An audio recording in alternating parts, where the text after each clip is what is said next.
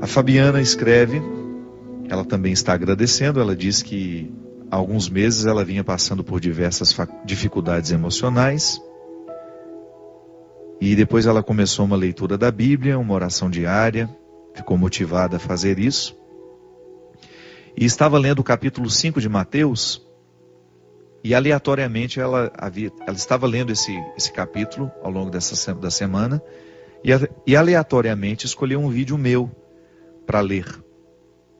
para assistir antes de ler. E depois, quando ela entrou lá nas possibilidades que tinha, né? O YouTube tem muitos vídeos, muitas palestras minhas, ela encontrou o vídeo, clicou aleatoriamente num vídeo e o título era Felicidade versus Facilidade. Uma palestra que eu dei aqui na Canção Nova. E que fala justamente sobre o conteúdo desse capítulo. Aí ela diz: Padre, eu sou evangélica e eu estava muito afastada da espiritualidade.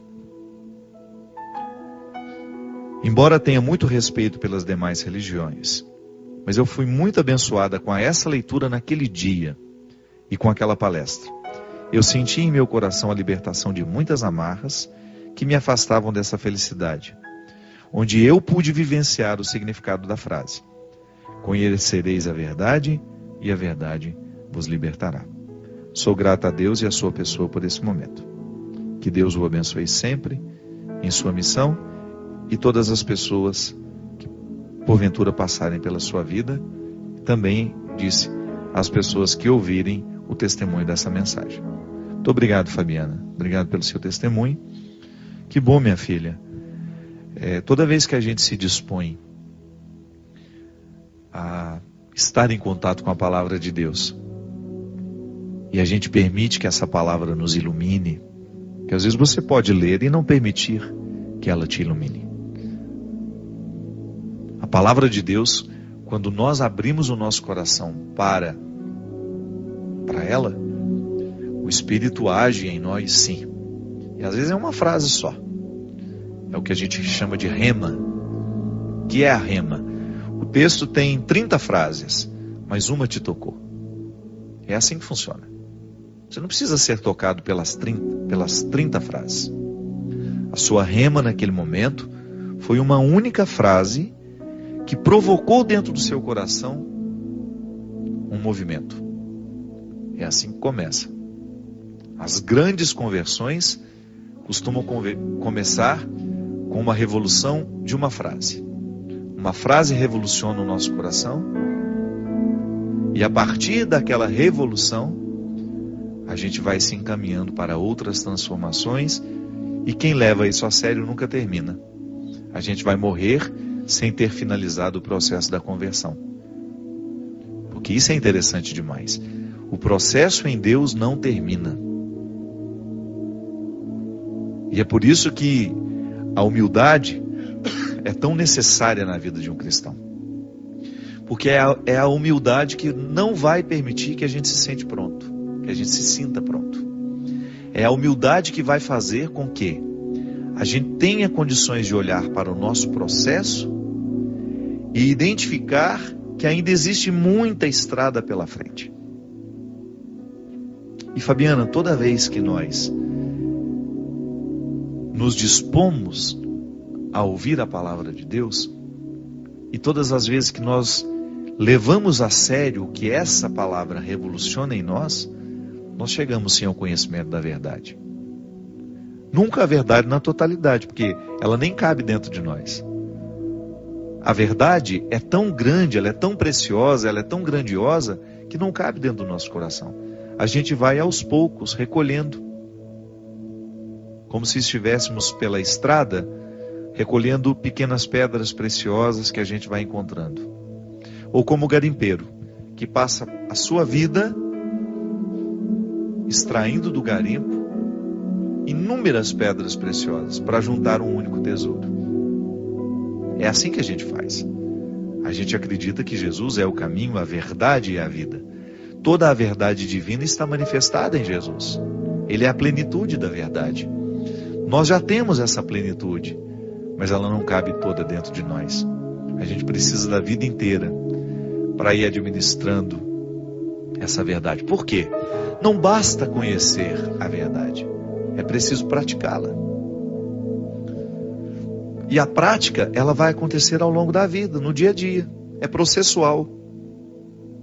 O conhecimento da verdade vai me dando condições de identificar no processo dos meus dias essa íntima identificação entre o que eu sou e a verdade que me foi revelada. É interessante que o processo terapêutico faz a mesma coisa com a gente. Quando você tem um trauma, por exemplo, o psicoterapeuta, através de uma abordagem, sei lá qual é a linha que ele vai usar, mas geralmente abordagens conscientes, ele vai nos ajudando a compreender o porquê de termos sido traumatizados naquela hora. O trauma é sempre uma realidade que a gente não pôde compreender naquele momento. E a partir da experiência terapêutica, nós vamos caminhando, é como se a gente fosse andando numa estrada, onde cada vez vai ficando mais dia. Você sai à noite, está tudo muito escuro, e à medida que você vai andando, o dia vai nascendo. O processo terapêutico bem feito é esse. Você sai da experiência da noite para caminhar na direção do dia. Então você vai identificando os motivos do trauma. Você vai tomando contato com a verdade. Por que eu sinto isso? Por que aquela situação me traumatizou tanto? E quais são as consequências deste trauma hoje na minha vida? Então você começa a recrutar esse conhecimento através do terapeuta, que vai te ajudando a iluminar a sua consciência. E a tomada de consciência de tudo isso vai lhe colocando em contato com a verdade. De repente aquele trauma não existe mais. Ele foi resolvido. Por quê? Você andou da noite para a luz do dia. Amanheceu na sua vida. É interessante como algumas coisas se resolvem dentro de nós assim, não é?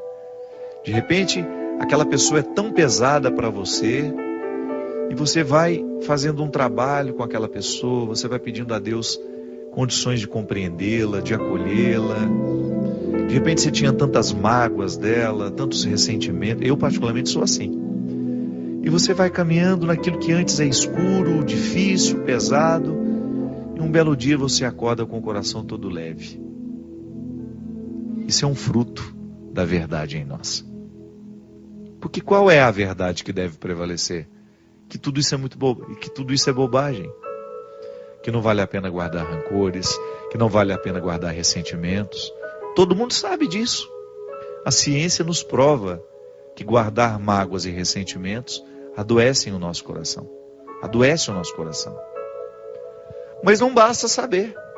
Eu já tenho conhecimento da verdade, mas eu ainda não sei praticar essa verdade. Aí você vai, de repente, num determinado momento da sua vida, tudo aquilo cai por terra, você é capaz de olhar nos olhos daquela pessoa, pedir perdão, conceder perdão, e você percebe que realmente foi a melhor coisa que você fez. A verdade nos iluminou. Está vendo como saber a verdade não é o suficiente? Ter o conhecimento da verdade não é o suficiente. É preciso que a gente tenha coragem de caminhar no caminho que nos leva à apreensão dessa verdade. Por falar em caminho, está aqui o meu novo livro, que eu já falei para vocês em outras oportunidades. Por que você sabe que eu não gosto de ficar fazendo propaganda de livro, de CD aqui? Porque dá a impressão que eu estou empurrando goela abaixo, né? Não. Você vai comprar se você sentir o desejo de ler, se você achar que essa leitura pode fazer bem ao seu coração. Eu insisto nesse livro, minha gente, porque para mim talvez seja o livro mais demorado que eu já tenha escrito na minha vida. Eu levei muitos anos para terminar esse trabalho. O Discípulo da Madrugada é a narração de uma trajetória, de uma travessia, de um ser humano que antes estava amarrado nas leis do Antigo Testamento para chegar à libertação que Jesus nos provoca. É um livro para você dar àquele filho que está afastado, sabe? aquele filho que não gosta de religião, que não gosta de participar de nada, é um livro mais indicado que eu posso hoje ter de tudo que eu escrevi. É um livro que vai ajudar os crentes, mas também vai ajudar muito aos indiferentes. Porque ele é fruto de uma reflexão que eu fiz ao longo da minha vida como padre. Por que às vezes a gente tem tanta dificuldade de compreender a verdade?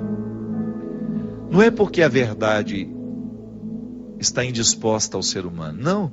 É porque nós estamos com muitas amarras que nos indispõem à verdade. Quer dizer, a gente pode pensar, por que Deus não se manifesta na vida daquele rapaz? Por que Deus não faz um milagre na vida dele? Porque falta a gente abrir a picada para que Deus possa fazer ou realizar um milagre na nossa vida. E onde é que estão essas amarras, esses empecilhos, esses obstáculos? Dentro da nossa consciência, da imagem errada que nós construímos de Deus. Gente, boa parte das pessoas religiosas que eu conheço vivem culpadas. Se sentem culpadas o tempo todo. Tem medo de Deus, como tantas vezes a gente já refletiu. Esqueceram de nos dizer que Deus é amor. E a gente passou a nossa vida religiosa assim, vivendo as obrigações da religião. Esse livro é uma proposta de ajudar a quebrar dentro de nós todas as barreiras que nos impedem de conhecer a verdade. Porque às vezes a gente passa boa parte da nossa vida, do nosso tempo, a gente perde, digamos assim, com os estereótipos de Deus. E, às vezes a gente não acredita em Deus. A gente viu uma máscara que eles falam que é Deus e a gente acredita naquela máscara. Não. A gente não tem que acreditar em máscara. A gente tem o direito de ver a face dele. A gente tem o direito de mergulhar no coração dele. Olha que coisa ousada. É a proposta de Jesus. Como é que nós mergulhamos no coração de Deus? Através do coração de Jesus. A palavra de Jesus nos revela quem é Deus. Por que nesse livro o personagem faz um itinerário do campo de batalha à mesa posta? Porque ele aprendeu que Deus era um combatente. Que Deus seria capaz de matar os inimigos para salvar os seus amigos. Mas parece que existe uma contradição aí. Se Jesus nos diz que não há maior amor do que aquele que dá a vida pelos seus amigos, mas que também é capaz de amar os seus inimigos, então existe uma contradição. Jesus nos ensina que Deus tem um carinho e um respeito imenso pelo pecador, e que a vida dele, o mistério da encarnação, essa presença de Deus na história, foi justamente para mostrar isso, que ninguém pode ficar julgado fora. Como é que eu posso conciliar o Deus do Antigo Testamento com Deus manifestado em Jesus? Aí é a travessia que todos nós precisamos fazer. Ninguém está livre dessa travessia. Aqui no caso, o discípulo da madrugada, ele vai fazendo diariamente. Ele vai andando nessa noite da vida para poder chegar à luz do conhecimento. De tudo aquilo que Jesus falou para ele, ele só vai entender no momento do Calvário. As sombras da tarde. O discípulo da madrugada só fica pronto no momento em que ele enfrenta as sombras da tarde. Aquela crucifixão, aquele momento trágico em que ele viu o amigo dele ser morto. Mas ali, Deus age no coração daquele homem e ele é capaz de mergulhar no conhecimento da verdade. Todos nós precisamos fazer isso. Todos nós temos necessidade de viver essa travessia. Eu, você. Eu não sei em que ponto dessa estrada você está. Eu ainda tenho muita noite em torno de mim. Eu ainda tenho muita escuridão em torno de mim. Mas eu estou consciente de que eu estou caminhando na direção dessa luz. Eu quero, sim, ser, em toda a estrutura da minha vida, no meu jeito de pensar, no meu jeito de agir, eu quero ser um filho do Novo Testamento. Eu ainda trago muitas coisas dentro do meu coração que me remetem ao Antigo Testamento. O Antigo Testamento precisa ser a base, o meu sustento de todas as leis, de toda a fé que eu recebi de Abraão, de Moisés, os patriarcas, os profetas. O Antigo Testamento está aqui para me ajudar, para me dar sustento, mas é o Novo Testamento que tem que nortear as minhas ações. E esse itinerário é meu, é seu. Todos nós somos, de alguma maneira, discípulos da madrugada, caminhando na direção desta luz. Derrame sobre todos nós a bênção e a proteção do céu. No Deus Todo-Poderoso, Pai, Filho e Espírito Santo. Amém. Até a semana que vem, se Deus quiser, com mais um programa de Direção Espiritual. Obrigado, Christian. Obrigado mais uma vez por estar comigo.